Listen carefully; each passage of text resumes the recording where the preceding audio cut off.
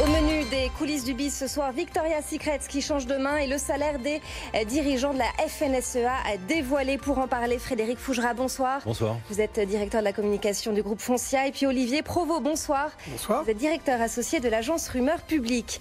La marque de lingerie Victoria's Secret est vendue. La maison mère Elle Brands en a cédé le contrôle au fonds Sycamore Partners à un prix valorisant la marque à plus d'1 milliard de dollars. L'action du groupe a été divisée par 4 depuis son pic en 2015. Les ventes patinent. La marque est accusée d'un manque de diversité, d'un esprit femme-objet. L'année dernière, le show mondialement connu de la marque avait été même annulé, trop en décalage avec le mouvement MeToo. Olivier Provost, il fallait tourner la page.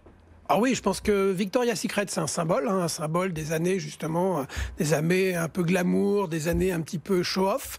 Et en fait, c'est plus adapté au temps que nous vivons, au temps de la RSE, au temps de la responsabilité sociétale, au temps effectivement du MeToo et des affaires Epstein. Donc il est temps que Victoria's Secret se réinvente. Est-ce qu'ils peuvent le faire? On ne sait pas. Ils ont essayé, on le voit derrière vous d'ailleurs avec la photo de ce mannequin qui a un souci de dépigmentation, qui est devenu leur mannequin vedette. Donc ils ont essayé un peu de redorer leur blason avec ce type d'égérie. Mais trop tard. Trop tard, et puis c'est pas suffisant. Je crois qu'il y avait tout un dialogue sur les réseaux sociaux. Je crois que désormais, quand on est au-dessus de la taille 40 chez Victoria's Secret, on est dit curvy, c'est-à-dire une ronde. Voilà, donc c'est sans doute les exagérations de Victoria's Secret. Est-ce que Victoria's Secret peut se réinventer? En tout cas, ils n'ont pas le choix. Il faut qu'ils le fassent. Sinon, c'est pas $1 milliard que ça vaudra dans quelques années. C'est quelques centaines de millions, voire quelques dizaines de millions de dollars. La marque est encore une très belle marque, mais c'est vrai qu'elle est connotée. Aujourd'hui, il est temps que Victoria's Secret devienne une marque plus mainstream, plus ouverte, plus inclusive, pour employer un terme à la mode. C'est un vrai défi de communication, mais pas que de com. C'est un vrai défi aussi de gamme, de produits, de positionnement, d'image. En tout cas, pour un communicant, pour un homme de marketing, et je vais me tourner vers Frédéric pour nous apporter la solution, mais c'est un vrai beau défi. Frédéric, si vous voulez les rejoindre et tenter l'aventure, c'est moins, voilà, c'est peut-être moins porteur que Foncia, mais c'est l'amour. Ah non, c'est magnifique, c'est magnifique. Mais effectivement, ils ont un challenge de communication à relever, mais il faut aussi dire que Victoria's Secret, c'est d'abord un succès de communication. Ils ont complètement cassé et changé les codes de la lingerie. La lingerie, c'était la qualité, le travail bien fait, les salariés du nord de la France, et c'est devenu le symbole du show à l'américaine.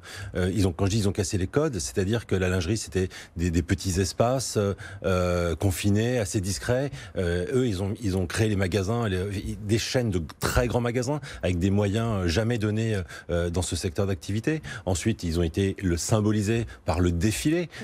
Encore une fois, un défilé avec des moyens mais jamais donnés auparavant. Et tout ça pour concevoir, fabriquer une marque qui reste du mass market. C'est pas du tout du haut de gamme, mais par contre qui a un positionnement très supérieur à ce qu'il est réellement. Donc oui, aujourd'hui ils ont un travail de communication. Je pense que le virage, ça a été 2014 avec la campagne The Perfect Body.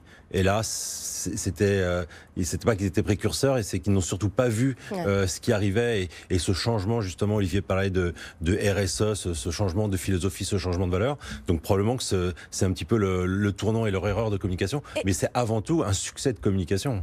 Un succès de communication jusqu'aux accusations de sexisme au sein de l'entreprise, au lien entre le PDG de Victoria's Secret, Lex Wexner, avec Jeffrey Epstein. Tout à fait. Il y avait un problème d'image trop dégradée aussi ces derniers temps, ces derniers mois, ces dernières années. Ah oui, un problème d'image dégradée, même pas que d'image, de comportement. Et apparemment, il y a des consignes données à certains mannequins à un moment d'oublier certains attributs pour être le plus sexy possible. Donc on voit bien qu'on a été trop loin. Après, vous savez, il y a une phrase de Bernard Arnault que j'adore, c'est de dire, dans 100 ans, je ne sais pas si on regardera encore les réseaux sociaux, mais on boira toujours du champagne. J'ai envie de croire que dans 100 ans, les femmes auront toujours le plaisir de porter de la lingerie, mais le vrai défi de Victoria's Secret, c'est sans doute à un moment de dire toutes les femmes ont le droit de porter de la lingerie. Et à un moment d'envoyer le message que certaines marques l'ont fait déjà, mais au niveau de Victoria's Secret, le fait notamment. Tout à fait, mais au niveau de Victoria's Secret, ça aurait une ampleur, Frédéric disait, un beau succès de communication. À un moment que toutes les femmes puissent porter du Victoria's Secret, ça c'est un beau défi. Et à un moment d'envoyer le message que une femme ronde, qui n'a pas forcément les canons de beauté inventé à l'ancienne, à un moment, peut être magnifique et sexy en lingerie. Je veux dire que ce qui arrive à Victoria's Secret ne veut pas dire que c'est la fin de la lingerie. Ce serait dommage quelque part, mais à un moment que la lingerie aussi, l'image, doit se réinventer et doit être accessible à toutes les femmes. Et je trouve que c'est un merveilleux défi. Frédéric Fougeray, comment rebondir pour la marque Victoria's Secret là, avec le nouveau fonds Sycamore? Eh bien justement, quand Olivier disait que c'est pas la fin de la lingerie, je l'imagine et je l'espère, mais mettre une marque de lingerie dans les mains d'un fonds, on l'a vu avec La Perla, même si c'est un autre positionnement de gamme, le monde de la finance et le monde de la lingerie qui est très professionnalisé, ce ne sont pas deux mondes qui s'entendent très bien. Alors peut-être vont-ils venir assainir les comptes s'il y a besoin de les assainir, mais en tout cas pour faire fonctionner cette entreprise, je suis pas certain que ce soit la meilleure voie, la meilleure direction qui ait pu prendre la marque. Ça c'est l'histoire qui nous dira. Après Frédéric, il y a une économie très rapide à faire, qui est d'arrêter de faire défiler des mannequins qui coûtent un bras, et à un moment d'aller faire défiler des femmes normales, si le terme veut dire une chose, nos épouses, nos amies, etc., qui vont défiler en lingerie, et déjà ils feront une sacrée économie. C'est sûr. Tout autre chose à présent, un grand écart à 2 jours de l'ouverture du salon de l'agriculture. Mediapart révèle les salaires des dirigeants de la FNSEA. Le directeur général du syndicat émarge à 13 400 € brut mensuels après une revalorisation de 22% décidée après son arrivée. C'était en avril dernier. Le directeur général adjoint a lui bénéficié pour sa part d'une augmentation de 30% de sa rémunération à 9 600 € brut. La FNSEA assume pleinement sa politique salariale. Olivier Provost, ça fait tâche à 2 jours du salon de l'agriculture, non? Alors déjà, ça ne sort pas pour rien. Évidemment. Vous êtes bien passé pour le savoir. À un moment, voilà, quelqu'un, j'imagine, a aidé quelque part Mediapart à avoir ces informations. Et j'ai beaucoup de respect pour Mediapart qui fait un superbe travail d'enquête. Il ne s'agit pas de remettre en cause leur capacité d'investigation. Oui, évidemment, ça fait tâche. Et encore une fois, c'est volontaire de le sortir juste avant le salon de l'agriculture. Moi, j'ai envie de dire, je vais être un peu provoque, que ça ne me choque pas. Tout dépend de la mission. C'est pas la question du salaire. Parce que imaginez que leur salaire, ce soit pas 13 000, mais 7 000. 7 000, on aurait pu dire aussi c'est trop. À partir de quand c'est trop? Je crois que ça a été comparé dans le papier de Mediapart au revenu moyen d'un agriculteur qui est de 6 000 € par an. Donc de toute façon, vous seriez sorti à 7 000, on aurait dit il gagne en un mois ce que gagne un agriculteur en un an. Là, c'est 2 fois. La question, c'est pas celle-là. La question, c'est ce salaire, il est pour quelle mission? Et en fait, si la mission des patrons de la FNSEA, c'est de réinventer de l'agriculture, de préparer notre agriculture au 21e et 22e siècle, d'aller vers le bio, d'arrêter l'agriculture de masse, d'arrêter cette dépendance à la PAC et quelque part de préparer nos agriculteurs et nos campagnes à un monde différent, moi je dis, même payer 13 000 € brut par mois, c'est pas exagéré, c'est le boulot à un moment de quelqu'un qui a une forte responsabilité. Mais si c'est pas leur travail, s'ils le font pas, là c'est évidemment trop, mais dans ce cas-là, même 5 000 € ce serait trop. C'est ce que dit Christiane Lambert, la présidente de la FNSEA. Elle dit « Nous avons porté plainte pour vol de documents, nous assumons notre politique salariale, nous avons besoin d'experts de haut niveau ». Frédéric Fougeray, c'est une bonne justification ça ?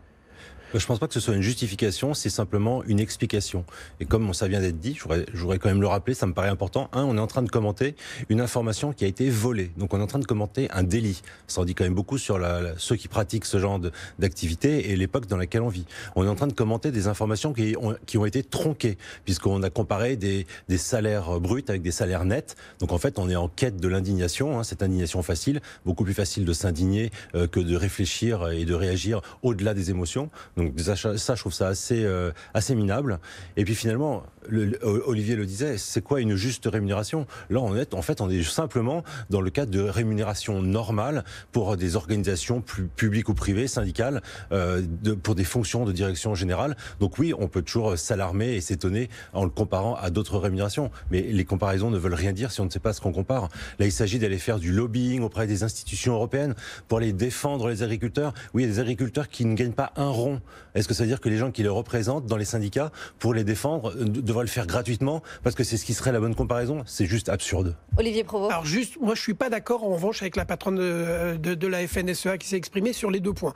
Information volée d'abord, je demande confirmation. Est-ce que ça a été volé? Est-ce que ça a été transmis? Ils ont porté plainte en tout cas. Oui, mais je suis pas sûr que ce soit la bonne attitude. On parle de com. Bon, c'est fait maintenant, c'est sorti. Ça fait un peu combat d'arrière-garde d'aller... c'est comme une information à un moment qui serait donnée par des partenaires sociaux à la suite suite d'un CCE à des journalistes, ça arrive tout le temps. Est-ce que porter plainte aide à quelque chose? L'information est sortie maintenant. Je pense que c'est un combat derrière. Regarde, la deuxième chose qui me choque plus dans ce qu'elle dit, c'est qu'elle dit on a besoin d'experts. Non, ça n'est pas un tarif d'expert en revanche. Ça, c'est un tarif de décideur. Moi, ce que j'attends à un moment des dirigeants de la FNSEA payés à ce prix-là, c'est qu'ils prennent des décisions, mais pas des experts. Non, là, je suis pas d'accord avec elle. Pas des experts à 13 000 euros brut. Pour ça, oui, mais des gens qui prennent des décisions. Des vrais patrons. Si la FNSEA a à sa tête des vrais patrons payés à ce prix-là, c'est pas un prix excessif. Si c'est juste des experts, soyons clairs, commandons un rapport d'experts. Ça coûtera en une fois sans doute un peu plus cher, mais in fine, ce sera pas payé tous les mois. Donc non, ça n'est pas une question d'expertise, c'est une question de direction. Soit c'est des managers, et c'est normal qu'ils soient payés à ce tarif-là. Si c'est pas des managers, on a un souci. Donc je pense que sur les deux points, le vol de documents et on a besoin d'experts, là, je ne suis pas d'accord avec. Frédéric Fougera, le mot de la fin. Juste pas d'accord avec Olivier, parce que ne pas porter plainte, ça veut dire que finalement on légitime le fait qu'on puisse voler une information ou se la procurer d'une façon pas légale, et ça c'est pas clean. Et je pense que sur le principe, c'est une bonne façon de faire. Je pense qu'elle ne pouvait pas le faire. Mais juste sur ce point-là, parce que sinon on est souvent d'accord. Juste sur ce point-là, merci beaucoup à tous les deux. Olivier Provost, directeur associé de l'agence Rumeur Publique, et Frédéric Fougera, directeur de la communication du groupe Foncia.